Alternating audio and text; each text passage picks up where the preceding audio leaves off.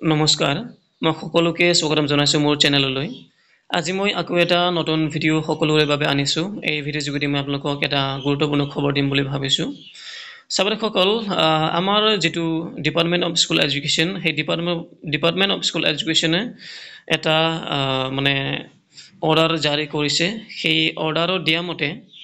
তেওঁলোকে কৈছে যে তেওঁলোকে এতিয়া লক্ষ্য কৰি আহি আছে বুলি কৈছে তেওঁলোকে মানে দেখি পাইছে যে বহুত বিদ্যালয়ৰ বহুত শিক্ষক শিক্ষয়িত্ৰীসকলে মানে বিদ্যালয় এৰি গৈছে স্কুল ছুটি হোৱাৰ আগতেই মানে তেওঁলোকে কোৱা মতে মানে শিক্ষাগুৰুসকলে কিছুমান পাৰ্সোনেল কামৰ বাবে কিছুমান ঠাইলৈ মানে সদায় বুলি ক'ব নোৱাৰি মানে সঘনে আৰু কেতিয়াবা বুলি ক'ব পাৰি যায় আৰু যেনেবা তেওঁলোকে কৈছে যে যেনেকৈ সেক্ৰেটাৰিয়েট বা কনসাৰ্ন ডাইৰেক্টৰেট বা ডিস্ট্ৰিক্ট অফিচেছ বা ব্লক অফিচেছ হ'ব পাৰে বা তেওঁলোকৰ নিজৰ কিবা এটা কাম থাকিব পাৰে সেইবোৰ কামৰ বাবে পাৰ্সোনেল কামৰ বাবে আৰু তেওঁলোকে মানে স্কুল ছুটি নোহোৱাৰ আগতে এৰি গুচি গৈ থাকে বুলি এটা মানে অভিযোগ দিছে আৰু তেওঁলোকে গতিকে সেইমতে তেওঁলোকে কৈছে যে আমাৰ যিবোৰ বিদ্যালয়ৰ যিবোৰ শিক্ষাগুৰুসকল তেওঁলোকলৈ এটা হেৰি কৰিছে অৰ্ডাৰ ইস্যু কৰিছে যাতে শিক্ষাগুৰুসকলে বিদ্যালয়বোৰ এৰি সময়মতে যায় মানে যেতিয়া স্কুল ছুটি হয় তেতিয়াহে যায় মানে স্কুল ছুটি হোৱাৰ আগতে যাতে তেওঁলোকে নাযায় কাৰণ যদি সঁচাকৈ যদি তেনেকৈ কৰিছে তেতিয়াহ'লে আমিও নিজেও জানিব লাগিব যে যেটো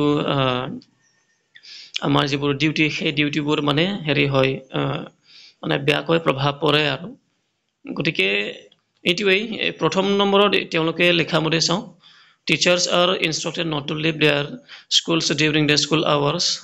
to pursue personal matters in secretariat মানে এটো এটা হেৰিহে আৰু উদাহৰণে সেক্ৰেটাৰিয়েটে হওক বা ডাইৰেক্টৰেটে হওক বা ডিস্ট্ৰিক্ট অফিচে হওক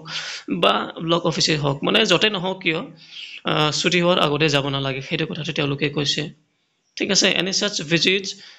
for personal matters must strictly be made only after the school hours মানে স্কুল ছুটি হোৱাৰ আগত মানে পিছতহে আৰু যদি কিবা এটা আছে মানে হেবোৰ কৰিবলৈ কথাটো তেওঁলোকে কৈছে কাৰণ মই ভাবো এলপি স্কুলটো 2টা বজাত ছুটি হয় গতিকে 2টা বজাৰ পিছত হলেও কিছুমান কামবোৰ প্ৰায় কামবোৰ কৰিব পাৰি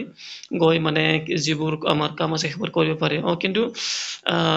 এমই বা এমভি বা হাই স্কুল হেবোৰৰ অলপমান হেৰি হয় দেৰি হয় গতিকে কিন্তু যদিহে যাবলগীয়া হয় আপোনালোকে হেৰি ছুটি লৈ পিনি গ'লেই হ'ল কিন্তু মানে ছুটি নোলোৱাক হয়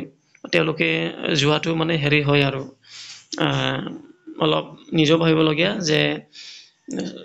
ক্ষতি কৰিলে যেটো আমাৰ কৰ্তব্য আছে সেই কৰ্তব্যৰ পৰা বঞ্চিত থাকিবলগীয়া হয় আৰু যদি বঞ্চিত হয় তেতিয়ালে ছাত্ৰ ছাত্ৰীসকলক মানে তেওঁলোকে শিকাব নোৱাৰিব